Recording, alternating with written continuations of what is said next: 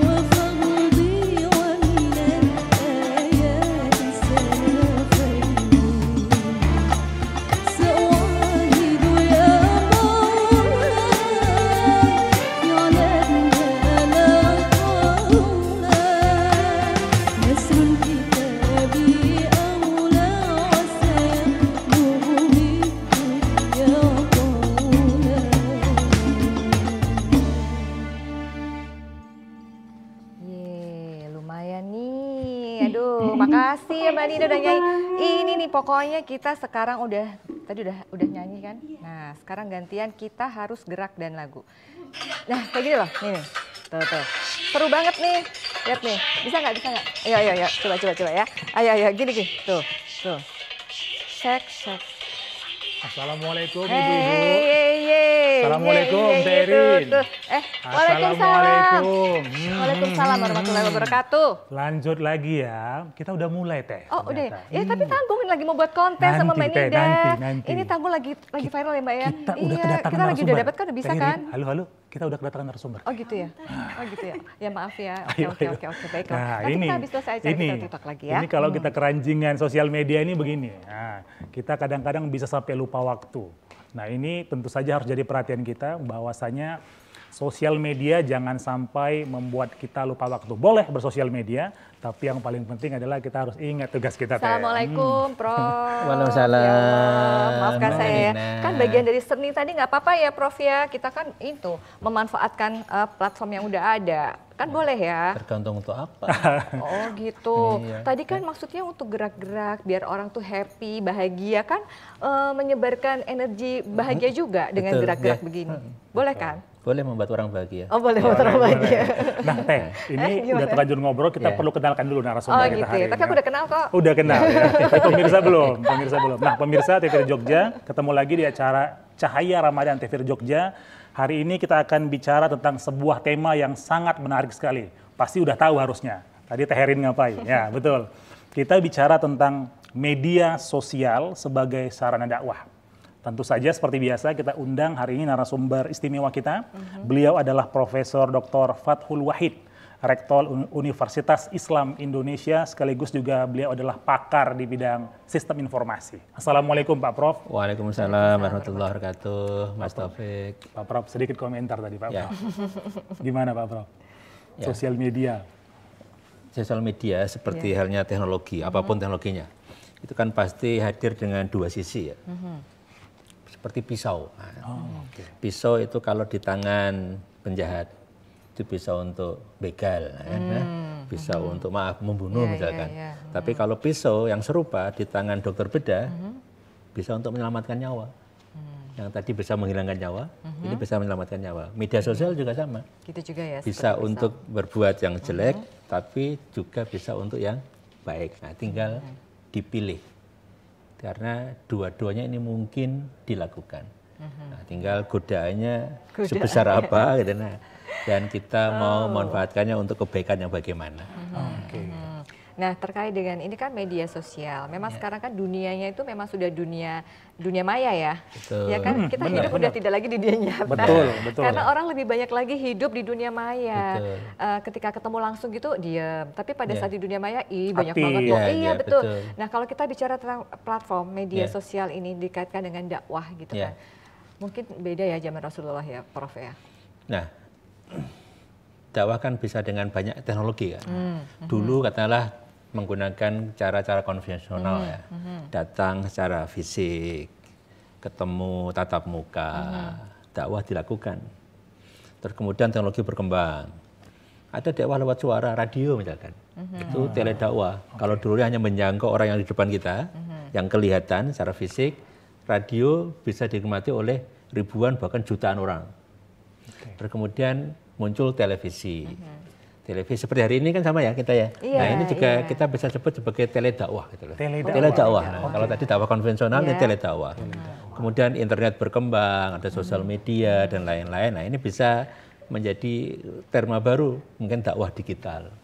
Atau elektronik dakwah, kira-kira seperti itu. Dan sekarang juga Mas Taufik, kita nonton TV aja nggak kayak dulu sibuk nobar gitu kan. Betul. Sekarang Di kamar masing-masing. Di kotak kecil itu, di gadget itu kita sudah bisa streaming. Persis, luar biasa ya, kan. Berarti betul. kan memang benar ya seperti pisau. Ya. Nah, kalau dikaitkan dengan anak-anak sekarang nih, dengan anak-anak era digital itu kira-kira karakter yang menonjol itu seperti apa? Kalau kita dari sisi perspektif Islam ya. Kalau kita melihat ya, kan karakter generasi Z ya, sekarang itu kan misalnya suka yang visual, perhatiannya tidak bisa lama-lama. Nah itu juga perlu diperhatikan ketika kita memang misalkan menggunakan media sosial untuk dakwah. Tapi perlu dicatat di awal bahwa dakwah digital, termasuk dengan media sosial ini tidak menggantikan, tapi melengkapi dakwah-dakwah yang lain. Ini biar tidak salah ya. Jadi yang konvensional tetap jalan terus, yang di masjid, di madrasah, di musola, di majelis-majelis taklim jalan terus, yang di radio, televisi juga jalan, nah yang di internet, media sosial tetap jalan. Jadi melengkapi. Jangan sampai justru kita menganggap ini menggantikan. Ini nanti jadi masalah juga. Mengapa? Karena tidak semua orang punya media sosial. Kan generasinya beda-beda kan. Nah, sehingga dengan melibatkan berbagai pendekatan, maka sebanyak mungkin orang yang bisa terlayani. Kira-kira seperti itu. Ini Teh Herin pengantarnya aja udah seru banget gitu ya. Nah tapi ternyata kita Teh harus mendengarkan sebuah bacaan Al-Quran dulu Teh. Oh iya, biar agak adem gitu ya. Dan nanti akan kita kulik bersama Pak Prof. Kali ini dibawakan oleh sahabat kita, Misbah. Assalamualaikum Misbah. Waalaikumsalam. Silakan. A'udzu billahi minasy syaithanir rajim. Bismillahirrahmanirrahim. Innama ادع إلى سبيل ربك بالحكمة والموعظة الحسنة وجادلهم بالتي هي أحسن إن ربك هو أعلم بمن ضل عن سبيله وهو أعلم بالمهتدين صدق الله العظيم.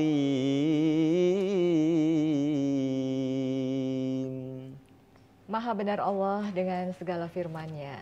Terima kasih banyak ya sahabat Misbah. Jadi lebih ini ya terdengar suara alunan ayat suci Al-Quran itu langsung di sini. Nyes, Tobat, gitu. sadar. Nyes. Iya ya, tadi ngapain juga ya tiktokan gitu ya. Nah kan harusnya kan menjelang azan maghrib tuh kita tolabul ilmi gitu ya. Dan ini acara yang pas sekali. Betul, jadi pas banget nih kalau kita ngajak pemirsa yang saat ini juga sedang sibuk mungkin menyiapkan untuk menu berbuka. Pastikan Anda jangan lewatkan Cahaya Ramadan kali ini.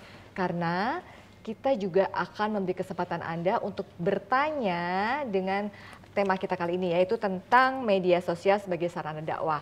Dan kita juga boleh ya hari ini berbagi untuk hadiah. Betul sekali. Jadi juga kita punya segmen kuis Cahaya Ramadan. Gimana caranya? Caranya gampang. Simak aja terus obrolan kita bersama dengan Profesor Fathul ya terkait dengan media sosial sebagai sarana dakwah. Karena pertanyaan dan jawabannya ada di obrolan kita. Betul sekali, Teh Eri. Nah, ini Teh kalau kita bicara tentang sosial media, Pak Prof. Jadi ada penulis buku, menulis start with why katanya Pak Prof. Mulailah segala sesuatu dengan why. Ini perlu juga mungkin untuk dipahamkan ke kita dan ke pemirsa. Apa big why? Kenapa sih harus via medsos berdakwah gitu, Pak Prof? Pertama, ini kan ada perubahan perilaku ya. Misalnya pengguna internet di Indonesia sekarang berapa banyak tuh? Banyak sekali ya. Ya kan? Pengguna media sosial banyak sekali. Bahkan sekitar 60% loh dari penduduk Indonesia. Kan banyak sekali. Belum lagi kalau kita lihat ternyata dalam satu hari setiap pengguna di Indonesia itu rata-rata menggunakan waktunya 3 jam lebih untuk bermedia sosial. Dan kalau kita lihat lagi ternyata mereka itu ketika menggunakan media sosial itu alasannya menarik. Gimana? Membunuh waktu. Killing time. Nah, bagaimana kalau yang membunuh waktu itu diisi dengan hal-hal yang menarik, yang bermanfaat.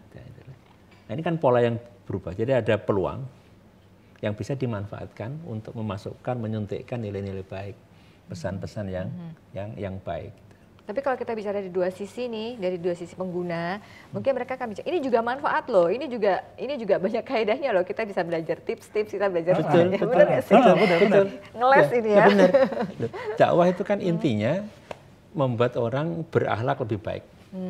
Kan ini misi kenabian ya. Nabi kan diutus untuk menyempurnakan akhlak yang baik. Nah, dakwah juga sama, ujungnya di sana. Akhlak ini kan macam-macam kan. Akhlak kepada diri sendiri, akhlak kepada orang lain, akhlak kepada makhluk yang lain, akhlak kepada Allah dan lain-lain.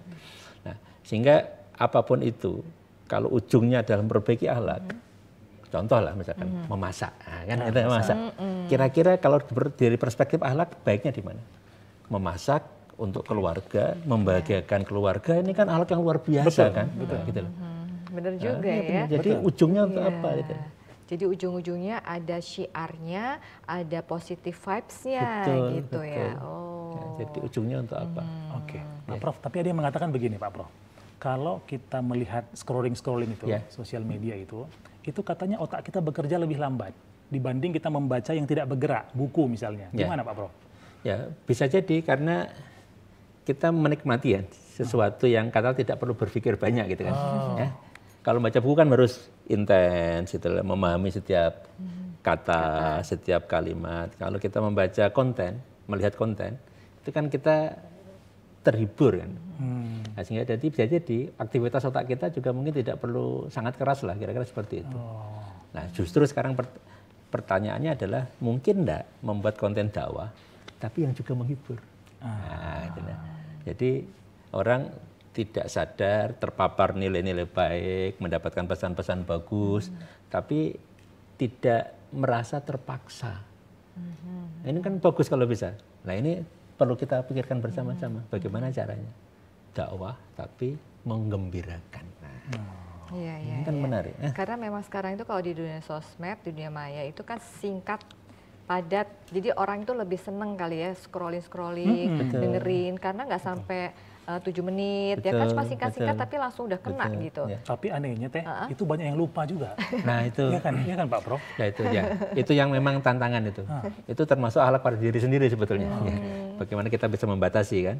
Membatasi, jangan sampai kita malah teralihkan dari kewajiban-kewajiban yang lebih penting misalnya. Ini kan penting. Jadi kalau melarang sepenuhnya tampaknya bukan pendekatan yang bijak karena itu tidak mungkin kita lakukan. Bahkan kalau kita melarang orang membuat konten-konten yang tidak produktif misalnya, yang tidak begitu bermanfaat dalam perspektif kita, itu juga tidak akan mungkin kita lakukan. Siapa yang bisa melarang? Sehingga cara terbaik yang paling mungkin adalah membanjirinya dengan konten-konten yang baik. Karena melarang nggak mungkin. Iya. Gimana melarang? Jadi kita harus bisa menghidupkan konten positif gitu. Betul. Ya. Persis ya Mas itu. Taufik ya. Jadi membanjirinya dengan semakin banyak konten baik. Berarti harus banyak baca dan banyak ilmu juga kan, kita nggak mungkin buat konten asal ngomong. Betul. Persis, Nanti yang ada diprotes sama netizen. Ya, betul. Menyesatkan. Sedangkan yang benar aja diprotes deh. Betul. Nah, kalau diprotes pun tidak ada masalah sebetulnya. Nabi Muhammad kurang baik apa? Tetap diprotes. Betul. Nah, ya apalagi kita. Nah, selama itu kita punya basis, punya dasar, yakin itu benar, jalan aja. Gitu.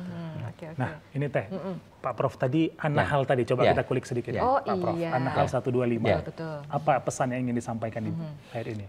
Menarik itu kalau kita baca beragam tafsir itu menarik. Tapi ada satu yang menurut saya ini perlu saya sampaikan di sini.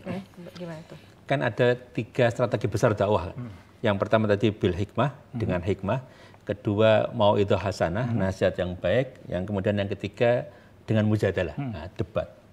Ini ibaratnya gini, Mbak Erina atau Mas Taufik naik kendaraan di depan TVRI. Kemudian banyak orang di trotoar. Padahal kita ingin mengajak orang yang di trotoar itu naik kendaraan kita. Oke. Maka kendaraan kita kan harus bagus kan. Terlihat terkesan baik, indah, mungkin lucu. Biar mau naik ya. Mengajak, kesan baik. Nah, itulah hikmah. Nah, hikmah itu ada kesan baik yang ditampilkan. Nah, baru kemudian telah masuk, duduk manis, jejer. Nah, kita bisa kasih nasihat, kasih nilai. Itulah mauidhah hasanah. Jadi hikmah itu mendekatkan yang jauh. Mendekatkan yang jauh. Nah, kalau mauidhah hasanah itu merapatkan yang dekat. Nah, kira-kira gitu. Nah, baru kemudian udah dekat, akrab. Nah, kadang kita debat kan, adu argumen. Nah, itulah mujadalah. Jadi memantapkan yang sudah merapat. Nah, jangan dibalik. Kalau dibalik orang malah pergi ya. Maksudnya dibalik Jangan tuh? mujadalah di depan. Tiba-tiba udah debat itu. Malah yang tadinya mau simpati, menarik perhatian malah merasa tidak dihormati dan lain. Nah, jadi mujadalah pun billati hiya ahsan. Elegan. Harus elegan, yang baik, menghormati, menghargai kedaulatannya, tidak boleh memaksakan kehendak, apalagi merendahkan martabatnya. Juga Jadi tidak merasa paling benar. persis ya itu. Nah, jadi itu kira-kira salah satu tafsir yang saya baca itu menarik. Jadi mendekatkan yang jauh Mendekatkan yang dengan jauh. hikmah, merapatkan yang dekat dengan mauidhah hasanah, dan memantapkan yang sudah merapat dengan mujadalah. Kalimatnya bagus ya, memantapkan yang sudah merapat. Nah, sekarang yang sudah merapat aja kita mantapkan, nggak mantap-mantap. Iya, betul. Nah, tapi tugas kita itu kan memang menyampaikan. Oke. Urusan hidayah itu urusan Allah. Gitu. Jadi kita tetap berdakwah. Tetap. Betul. Ya. Gimana?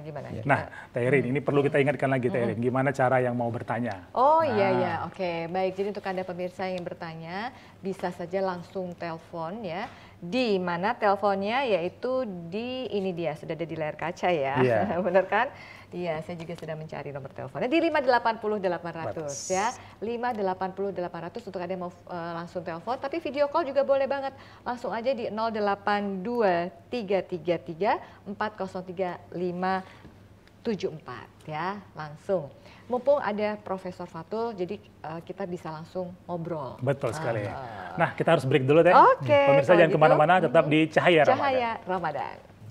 Ramadan menyapa di TVRI Jogja, menyinarkan cahaya iman, cahaya Ramadan.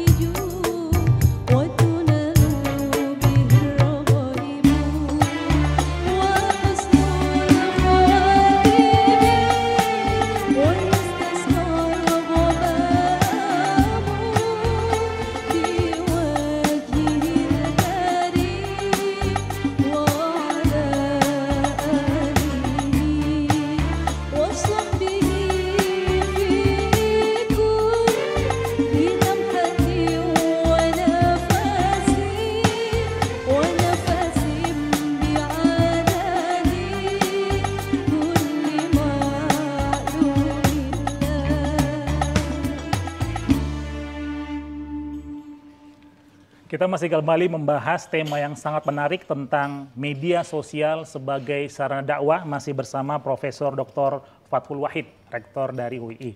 Nah pemirsa, sebelum kita lanjutkan diskusi kita, untuk tema yang sangat menarik ini kita perlu ingatkan kembali nih, Teh Irin. Iya, kita ajak pemirsa ya. Untuk bertanya. Betul, Nah, jadi silahkan Anda bisa langsung telepon di 02745 80800 dengan passwordnya Cahaya Ramadan. Tanya dong gitu. Dan kita juga punya segmen kuis nanti. Betul ya. sekali, Teh Irin. Betul, di sesi ketiga. Jadi silahkan Anda simak baik-baik apa yang disampaikan oleh Prof. Fatul dan obrolan kita kali ini ya. Kayaknya sudah ada yang bertanya ini. Oke. Boleh ya? Boleh, boleh. Langsung dibacakan ya, Boleh. Mas Taufik. Oke. Assalamualaikum untuk Pak Eko di Sleman. Cahaya Ramadan, tanya dong. Oke. Yes, nanti akan dijawab oleh Prof. Fatul. Akhir-akhir ini banyak banget seruan boikot produk Zionis yang mendukung genosida warga Palestina. Lalu ada pihak yang menyatakan kalau mau boikot sekalian tinggalkan medsos dan gadget. Padahal setahu saya ilmu-ilmu dasar untuk membuat teknologi yang ada saat ini juga ada andil ilmuwan muslim terdahulu. Bagaimana menurut pendapat Bapak? Terima kasih Pak Eko, ini pertanyaannya berat. Nah, Kayak ini ujian Pak ya Eko, Pak. kayak ujian ini. Ujian. Satu, kita takar manfaat mudorotnya. Nah, ini kan pilihannya seperti itu kan. Jadi kaidah fikihnya kan meninggalkan mudorot itu diutamakan dibandingkan mendapatkan manfaat. Kan gitu. Pertanyaannya misalnya, ketika kita bermedia sosial, menggunakan internet, itu manfaatnya lebih banyak nggak dibandingkan mudorotnya dalam konteks itu. Kalau misalkan kita tidak bisa mengendalikan diri, terus kemudian katakanlah kita menjadi terpengaruh hebat gitu, maka kan jadi kita tidak bisa mendapatkan manfaat. Kan? Tetapi kita bisa mengendalikan diri, bisa memanfaatkannya untuk pesan-pesan baik, untuk dakwah, nah, kan berubah. Nah, kalau logika itu yang dibangun, misalnya, TV-nya ini kita matikan Pak Eko sekalian. Karena ini juga mungkin bisa jadi kan, ada di belakang teknologi siapa, gitu ya? Telekomunikasi ini ada orang yang tadi kita sebut Zionis dan lain-lain itu. Gitu. Jadi tampaknya kita tetap harus sehat akalnya, memilah. Misalkan tadi produk, Zionis, pendukung Zionis, kan mereka mengalokasikan dananya untuk mendukung gerakan Zionisme misalnya. Clear lah, di boykot tidak ada masalah. Meskipun juga dengan catatan kan, di Indonesia itu ternyata misalnya yang bekerja itu kawan-kawan kita juga gitu loh. Nah, jadi kan perlu menimbang juga. Gitu. Tapi kalau itu memang dimaksudkan untuk memberikan pesan yang keras, nah itu kan punya misi, yang itu perlu kita dukung. Gitu. Nah, tapi terkait dengan media sosial, nah kita bisa timbang-timbang lah. Kalau saya termasuk personal, mereka punya algoritma, nah kita jangan sampai terjebak di algoritma itu.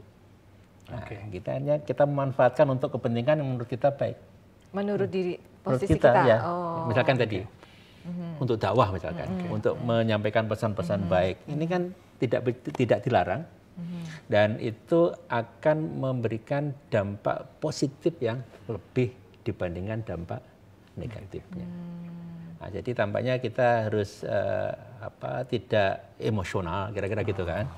Nah, sehingga tadi ada pesan menarik juga, ada ilmuwan-ilmuwan Muslim. Nah ini juga tantangan Pak Eko. Ada yang hilang di kalangan Muslim saat ini, yaitu perangai ilmiah. Perangai ilmiah. Seperti apa itu, Prof? Contoh lah, kalau perangai ilmiah ini tidak muncul atau menjadi dominan, maka kita cenderung tidak suka gandrung mengembangkan ilmu, sehingga ilmu dikuasai oleh peradaban lain kan. Nah, itu. Contoh lah, ada cabai berwarna merah misalkan. Kenapa merah? Takdir Allah. Ya selesai. Kita tidak pernah mencoba meneliti mengapa bisa merah, kenapa hijau, mengapa tumbuhan bisa merambat, mengapa bunga atau pohon itu mendekati matahari. Kalau semua dijawab dengan takdir Allah, selesai. Jadi kita nggak usah sekolah ya. Betul. Nah, karena perang ilmiah kita menjadi terkubur. Padahal ilmuwan zaman dahulu itu selalu mempertanyakan dan mencari jawab.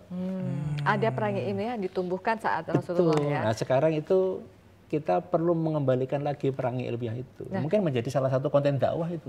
Oke. Tapi perangai ilmiah itu sekarang luntur atau hilang, itu karena memang tergusur oleh sosial media atau teknologi atau gimana? Sudah sejak lama itu. Kalau kita lihat bukan sejarah karena teknologi kan, ada terus perangai ilmiah itu hilang. Ya sebetulnya kan kalau kita lihat sejarah besar itu, salah satu sebab kemunduran umat Islam mulai abad 11 itu kan karena produksi sains di dunia Muslim itu turun.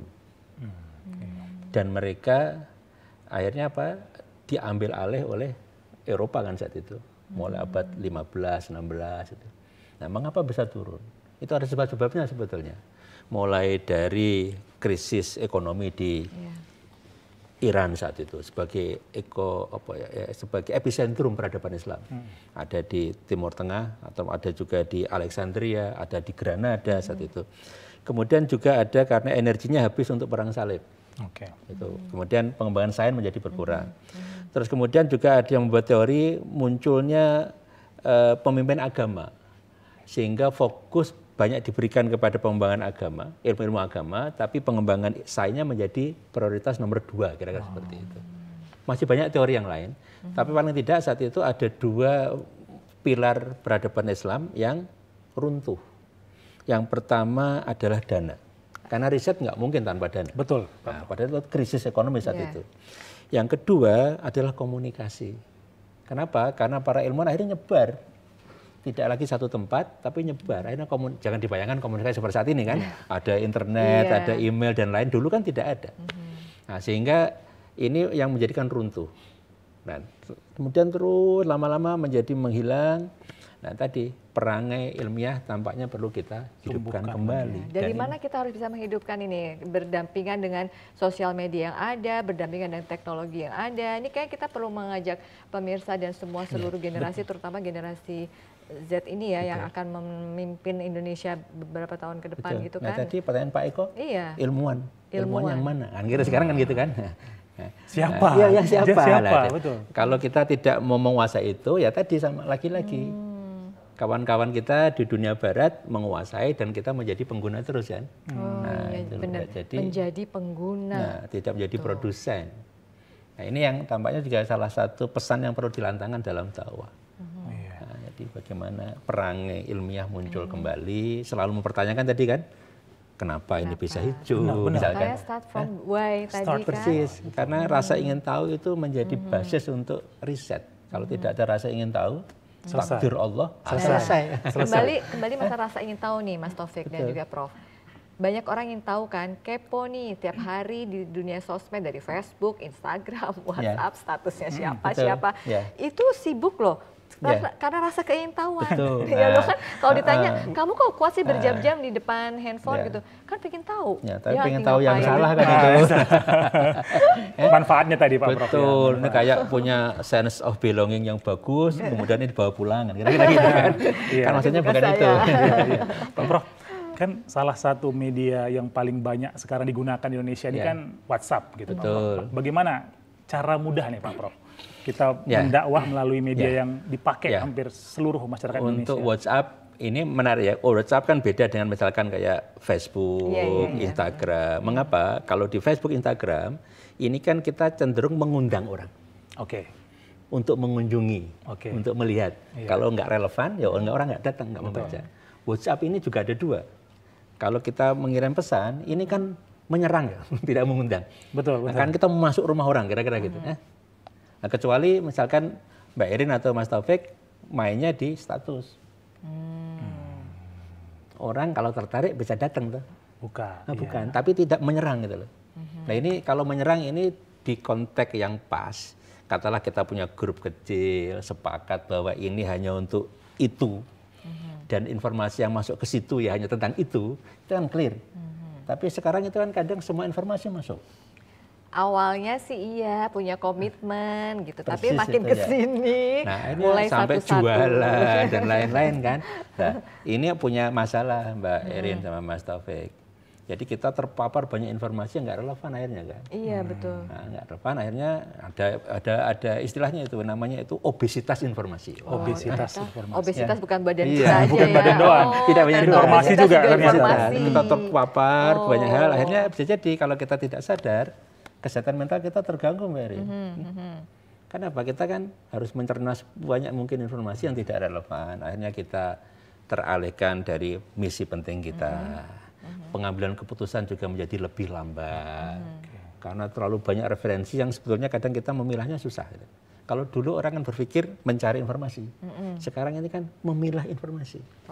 Karena banjir informasinya. Nah, kita sialnya kadang itu menjadi orang yang membanjiri itu juga itu. Bagian pelaku ya.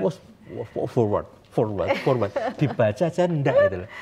Yang penting dibaca judulnya, Prof. Judul, kalau tanya ini salah, oh maaf. Nah, coba saya cuma meneruskan. Pertanyaannya adalah ketika Mbak Erin atau Mas Taufik mau menghapus, yakin nggak informasi itu berhenti di situ? Nah ini. Nggak bisa. Betul. Mungkin sudah disebar di tempat lain, sudah di capture, sudah dibuat konten lagi yang lain. Jadi hati-hati. Nah, sekarang yang jadi PR nih Pak, bagaimana caranya dalam kondisi seperti ini kita nggak mungkin membiarkan kan? Betul. Oke, kita isi konten dengan konten dakwah, Betul. tapi adakah regulasi atau mungkin Islam mengatur nggak sih adab-adab kita bersosial media? Ya, pertanyaannya pertama misalkan, konten yang kita akan bagi itu baik enggak? Berarti itu harus kita tanyakan pada diri kita sendiri ya. Dan sebetulnya kita tuh tahu kalau agak mikir sedikit aja. Cuma masalahnya mau mikir nggak? Mau mikir nggak? Ayo. Benar. Sedikit aja. Bentar. Ini misalkan di grup tentang apalah memasak misalkan gitu. Yang dimasukkan konten tentang memancing misalnya.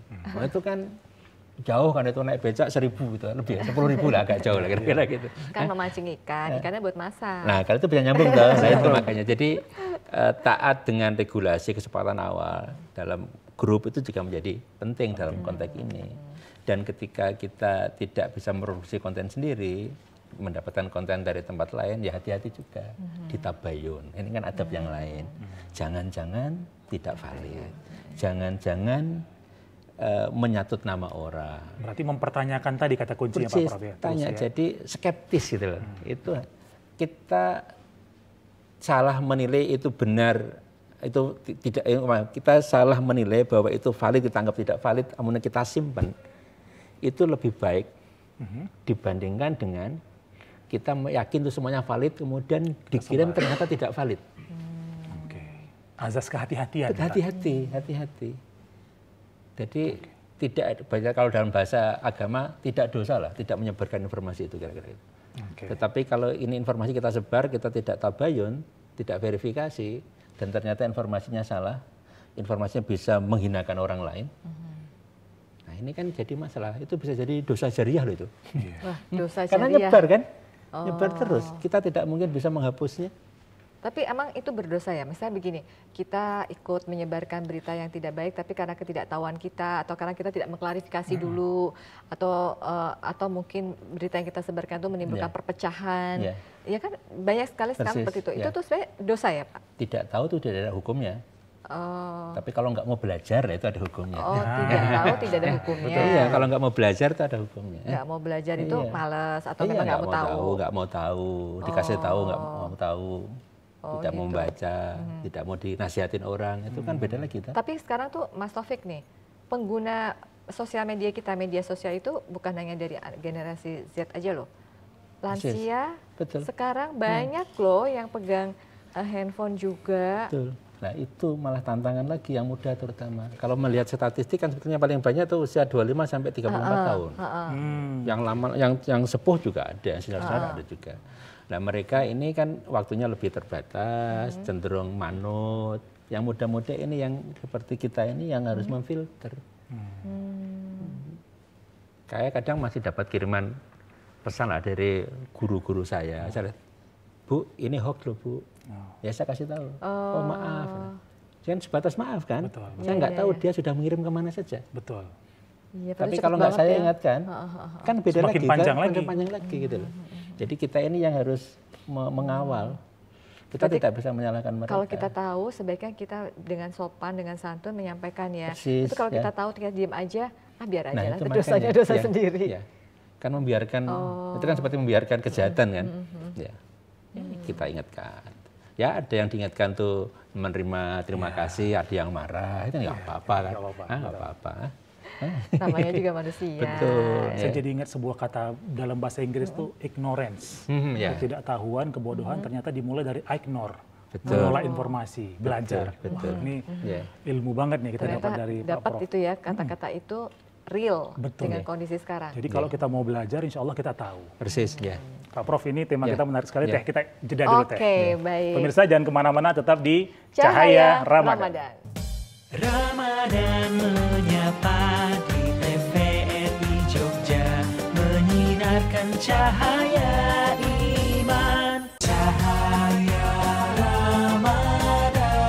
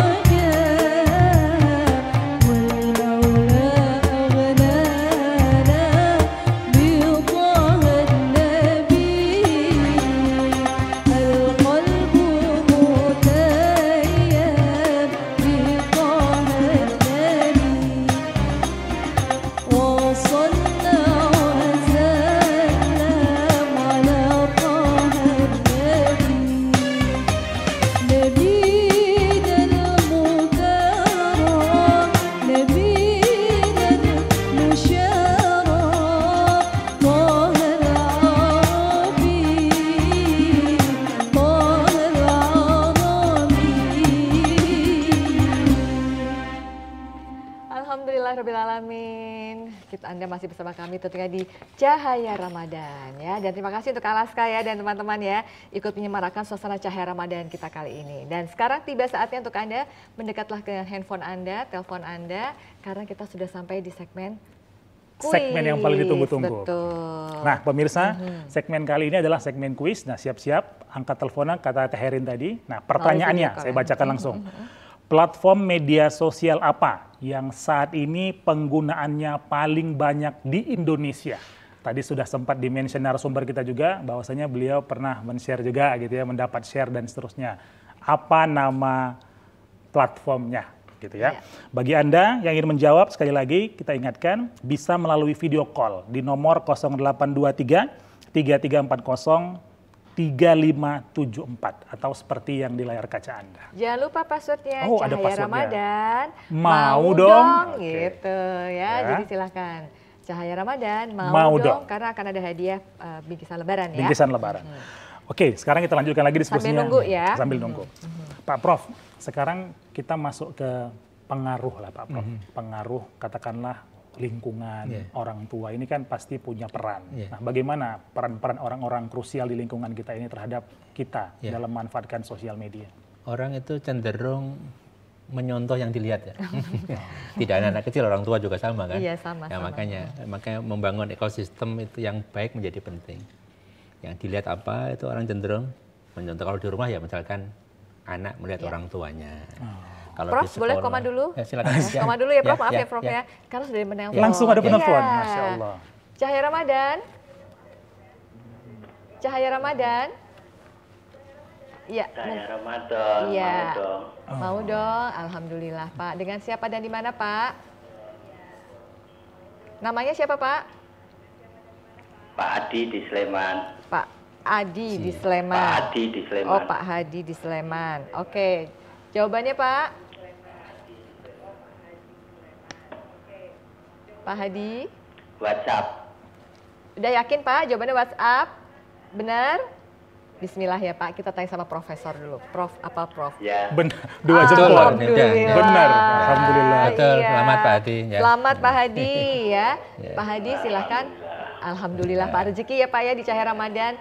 Dan nanti jangan lupa Pak membawa identitas diri dan fotokopi identitas diri, langsung datang ke TVRI untuk jam kerja. Jam kerja pastinya. Gitu pastinya ya, untuk membawa bukti diri. Selamat ya Pak Adi yang ada di Sleman, Sleman. tadi ya. Benar Iya, jadi sudah terbagikanlah rezeki kita Cahaya Ramadan kali Pada hari ini. Yang belum bisa mengikuti kuis Cahaya Ramadan, tunggu besok sore lagi. Sampai dengan akhir Ramadan nanti kita. Iya, betul. Terima kasih banyak ya. Iya, boleh kita lanjutkan lagi, Prof. Iya. Tadi sampai mana ya? Sampai ya. tadi tentang- Kalau di sekolah, Iya, di sekolah. yang dilihat gurunya. Kalau di pergaulan, di kampus, teman-temannya, dosennya. Jadi inilah pentingnya kita itu menjadi contoh. Dan ini juga bagian dari dakwah kan, karena dakwah itu kan ada yang dengan lisan, ada yang dengan tindakan, ada yang dengan tulisan. Nah, ini kan dengan tindakan. Jadi orang membaca kita itu akhirnya menyontoh kita. Kalau teman-teman santri di pondok kan melihat Pak Yai kan, Pak Yai bangun pagi, sholat tahajud, kadang bacanya dikencangkan supaya apa? Supaya santri-santrinya dengar bangun, bukan ria. Tapi ini bagian dari dakwah gitu kan. Nah, ini penting. Jadi terlihat itu kadang penting untuk dakwah. Terlihat itu kadang penting untuk dakwah. Iya. Berarti kalau kita kembali ke sosial media itu terlihat loh. Betul, terlihat betul. Penting Iya. kan supaya orang jadi punya perhatian, mengikuti, sepakat, tergerak, berubah. Nah itu, ini kan harus tergerak dulu kan. Jadi konten-konten yang kita bagikan ya, kalau bisa menggerakkan mereka. Oke, Pak Prof, apakah kemudian ya kita juga nggak bisa menutup mata ketika ada sosok keteladanan yang saat ini kita lihat misalnya nggak sesuai dengan Betul. ini bagaimana? Apakah ini anak muda ini apakah gamang atau gimana? Bagaimana mereka bisa menentukan harusnya aku mengikuti ini jangan si ini gitu Pak Prof? Nah itulah makanya yang lebih banyak nongol muncul tuh siapa? Nah, ini kan masalah algoritma kan. Algoritma itu salah satunya semakin sering itu semakin kelihatan. Misalnya kalau kita semakin sering membanjiri dengan konten-konten ini akan muncul terus kan. Dan ketika di media sosial misalkan lah apa di TikTok atau di Instagram atau di Reel-nya Facebook, konten-konten yang punya tema yang serupa kan akan berurutan kan. Itu algoritmanya. Ketika misalkan Mbak Erin atau Mas Taufik ngikuti ceramah pendeknya Gus Bahar, Misalnya, oke. satu diikuti, nanti ikut Muncul semua terus, kan. Nah, betul. itu. Algoritmanya memang seperti itu. Mengenali perilaku kita secara daring, secara digital itu. Jadi diikuti itu algoritmanya. Jadi ketika semakin banyak yang muncul itu baik, maka yang tadi yang kita anggap tidak baik itu akan tergeser. Nah, kita mau teriak-teriak nggak ada gunanya. Nah tuh makanya Mas Taufik harus segera buat Ya. konten biar pada ngikuti. Sebenarnya konten saya ada teh. Oh iya. Cuman mungkin harus di-up lagi. Betul, ya itu. Nah, kalau semakin banyak yang terlibat, ini kan gerakan kolektif kan, tidak punya 1-2 orang saja. Harus Kolektif, berjamaah juga betul, ya? Berjamaah, jamaah sepakat, ayo bareng-bareng, dan pendekatannya bisa macam-macam tuh, bisa macam-macam. Tapi kalau dalam perspektif Islam gitu ya, kita kan kadang-kadang itu sekarang banyak nih ceramah-ceramah yang hanya melalui dunia maya, tapi tidak secara real gitu ya. Nah, Betul. bagaimana caranya supaya kita tuh bisa lebih menyaring ilmu-ilmu tersebut, karena kan banyak yang kita dengarkan, akhirnya kita punya persepsi sendiri. Kan beda, Betul. kalau ketemu langsung kita langsung bisa interaktif, Tanya, betul. tapi kalau di sosial media kita nggak bisa interaktif. Nah, yang lebih bahayanya itu saling menyalahkan tiba-tiba teh. Nah. Karena Iya. melihat Ya. satu Langsung sosok, nah, itu gimana Pak? Ya, itu tantangan umat Islam itu. Itu tantangannya ya? Ya, sebetulnya belum tentu yang berbeda itu Salah. Nah itu yang Kenapa? belum Karena nggak tentu tahu ya. ilmunya. Nah, makanya kalau ada yang berbeda, kembalilah ke ilmu. Kalau memang dua-duanya atau tiga-tiganya boleh, ya enggak apa-apa. Nah, yang jadi masalah kan dia cuma baru 1 tahun, tahu satu, yang lain nggak sama, salah. Nah kalau itu yang terjadi, maka energi bocor kemana-mana kan, alih-alih tambah bersatu. Tapi malah tambah apa Mbak Erin? Cerah. Ya, malah bermusuhan, saling menghujat. Padahal sama Muslim. Persis. Nah, itu. Jadi belajar itu penting, menguasai ilmu itu penting. Itu kuncinya di situ ya. Berarti kalau kita Betul. mau berpetualang, beradventure di media sosial, itu kuncinya kita harus punya ilmu. Nggak Betul. asal terjun bebas gitu aja ya, Betul, nah ikut-ikutan itu kan gitu. bisa ada yang orang kita sudah yakini dia selama ini baik, kita bisa ikuti kan, dapat dia kan.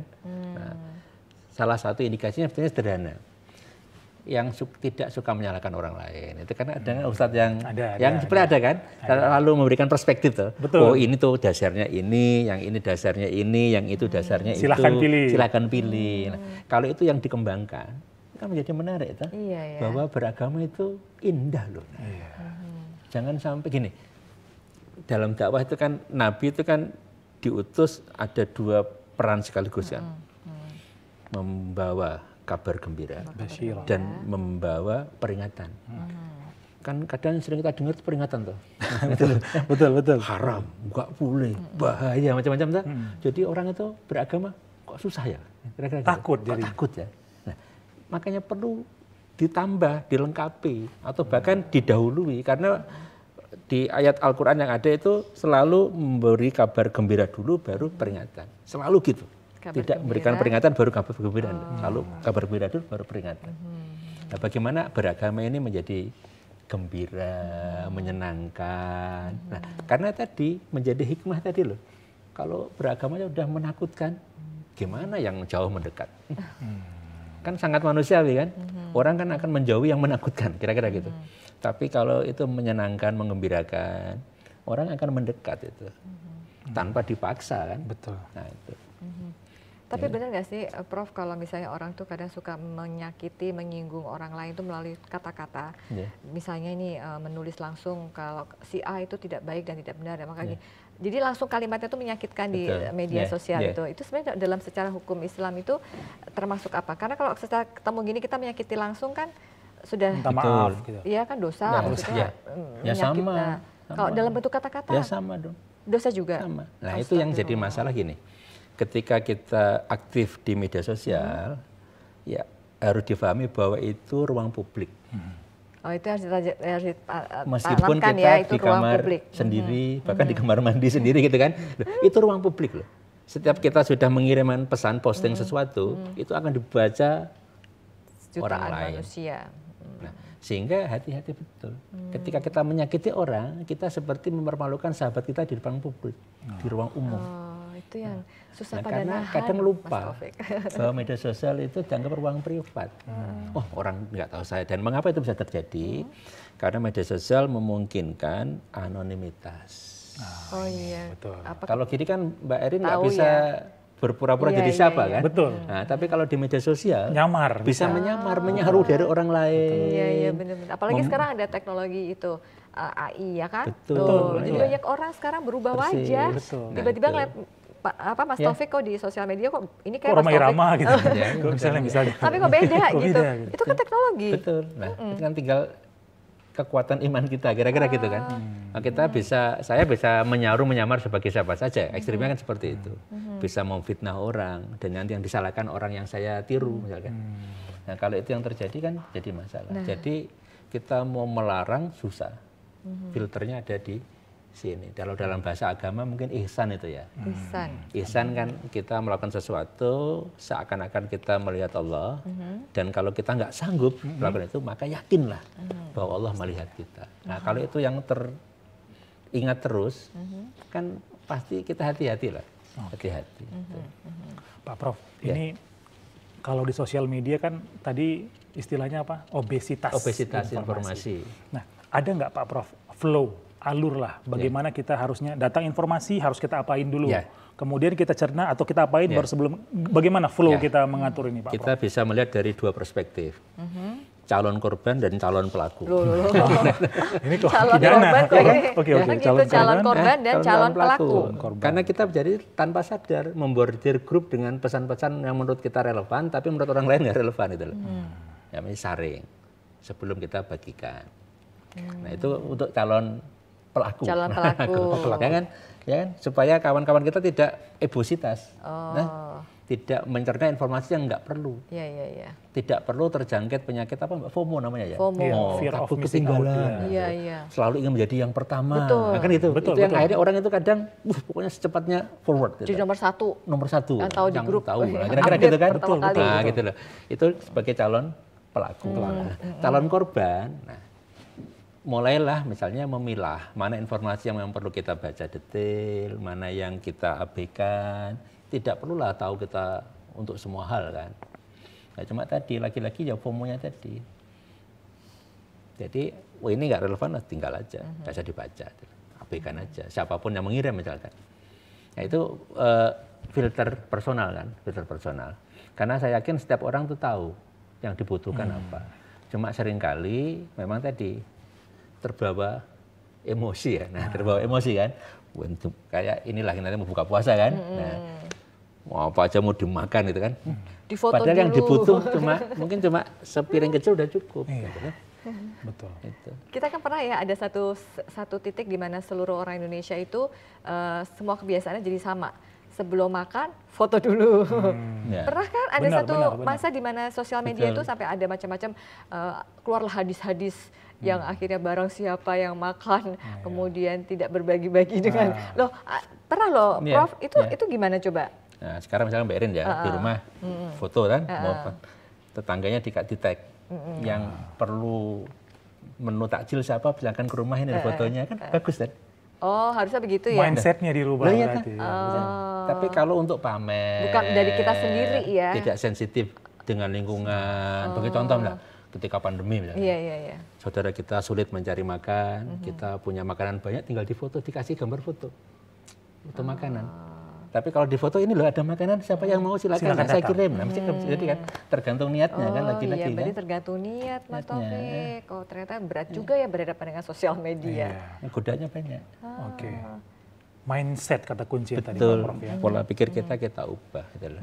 Oke, Pak Prof, kalau kita bicara tentang katakanlah keterampilan, Pak Prof, sebenarnya keterampilan apa yang perlu kita install di diri setiap kita? Jangan dijawab dulu Ya, Pak Prof, betul. jangan Ya. dijawab dulu Ya. pemirsa, jangan kemana-mana. Ini Pak Prof udah mau langsung Ya. jawab, jangan kemana-mana, tetap di Cahaya Ramadan. Ramadan menyapa di TVRI Jogja, menyinarkan cahaya iman. Cahaya Ramadan. Alhamdulillah Alhamdulillahirobbilalamin, pemirsa, Anda masih bersama kami di Cahaya Ramadan dan kita tahu semua ya bahwa ternyata sosial media ini telah berhasil mentransformasi praktik komunikasi searah media siaran dari satu institusi media ke banyak audiens atau mungkin banyak orang mengenal dengan one to many dan sekarang menjadi praktek komunikasi dialogis antara banyak audiens, many to many. Nah, ini yang akhirnya menjadi banyak muncul masalah atau mungkin hambatan-hambatan yang terjadi gitu ya, Prof ya. Dari one to many, many to many. Dan itu sudah menembus berbagai negara, sudah bukan Indonesia lagi loh. Ya Cross kan? the world Selama semua. terkoneksi internet masuk di sana. Nah, sehingga kita butuh keterampilan. Tadi Ya, kan ya. keterampilan apa yang dibutuhkan? Nah, kalau kita kembali ke tema hari ini kan dakwah. Nah, dakwah itu kan satu keterampilan terkait dengan pemahaman agama tuh. Itu kan penting lah sampai Pemahaman level agama tertentu ya. kan penting ya, biar nggak salah. Betul. Kedua, kalau kita mainnya di konten, ya kan keterampilan membuat konten. Ini kan penting juga. Nah, dan itu juga perlu mengidentifikasi sebetulnya kecenderungan. Nah, selera seperti apa tuh? Nah, tapi lagi-lagi kita tidak mengikuti selera saja, tapi ada nilai yang tadi kita suntikkan. Gitu. Kemasannya bisa macam-macam kan. Gitu. Bisa bentuk tulisan, bisa bentuk gambar, bisa bentuk video, bisa kombinasi. Ini kan perlu keterampilan kan.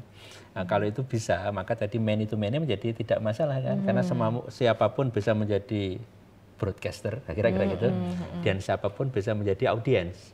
Nah, jadi agama perlu sampai level tertentu dan banyak referensi yang bisa digunakan kan. Nah, membuat konten juga tampaknya sekarang dengan semua teknologi yang ada menjadi semakin mudah kan.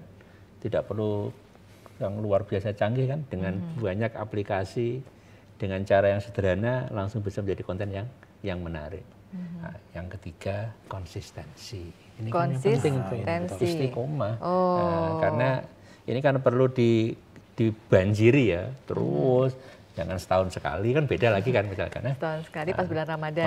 Misalkan. Habis itu hilang. Ya, saya personal misalnya ini Ramadan punya target personal. Saya membuat satu tulisan setiap hari. Wah, di ya Facebook. Allah. Oh, selalu? Nanti terakhir nanti jadi satu buku kecil lah, misalkan yang sekitar 100 halaman. Bisa dicontoh ini Mas Taufik buat betul. Ramadan Ya, ini tahun depan ya. Karena Semakin termotivasi saya nulis buku. bagian galak kepada diri sendiri. Dan komentarnya juga alhamdulillah bagus-bagus. Setiap hari ditonton, dibaca, paling nggak tayang di layar sekitar 300 sampai 1000 orang. Kan lumayan kan? Lumayan ya. Gitu. Kalau 100 orang itu 10% aja berubah kan amal jariah. Persis. Amal jariah ya? Amal jariah. Ya. Saya sendiri udah lupa mungkin kan, tapi mereka mungkin tadi tersentuh, tergerak, berubah. Tiba-tiba pas di hari kiamat nanti kayak seperti riwayat loh, pahala saya kok banyak. Nah gitu. itu makanya, itu yang saya inginkan seperti itu. Mas Berarti Taufik. niatnya mencari kebaikan. Betul. kebermanfaatan. Pak Prof, ini kalau ada 3 kata kunci Pak Prof, singkat saja untuk sesi kita hari ini Pak Prof. 1, dakwah lewat media sosial atau digital itu melengkapi dakwah yang sudah ada. Kemudian yang kedua, ini harus dilakukan secara berjamaah. Nah, yang ketiga, harus konsisten istiqomah. Mengapa? Karena warung sebelah itu istiqomah. Gitu. Nah, kalau kita nggak istiqomah, maka habis kita. Oke, terima kasih Pak Prof. Teh, ini kita hari ini dapat kita dapat kue besar. banyak ilmu. Mudah-mudahan kita bisa menjadi yang terbaik juga di Ramadan ini dan Ramadan yang akan datang pastinya. Betul. Ya. Dan tentu saja insya Allah nanti pas Syawal kita meningkat, betul-betul meningkat. Insya Allah. Pemirsa, kita sudah sampai di akhir acara. Ini kita perlu informasikan juga ke pemirsa tentang jadwal imsakiyah besok. Iya. Untuk besok itu ada imsaknya jam 4:16, kemudian subuhnya 4:26 dan maghribnya 17:46. Terima kasih untuk wardrobe kita hari ini, sponsor kita hari ini, dan tentu saja untuk kori kita, untuk teman-teman Alaska, terima kasih. Untuk seluruh kru yang bertugas, terima kasih. Pak Prof, terima kasih. Akhirnya kita pamit ya. Insya Allah kita akan ketemu lagi di hari-hari yang akan datang sampai dengan akhir Ramadan nanti. Yang jelas Cahaya Ramadan dari jam 4:30 ya. Sampai dengan berbuka. Baiklah. Kami Saya pamit. Rina Kusulita. Taufik. Wabillahi taufiq wal hidayah. Wassalamualaikum warahmatullahi wabarakatuh.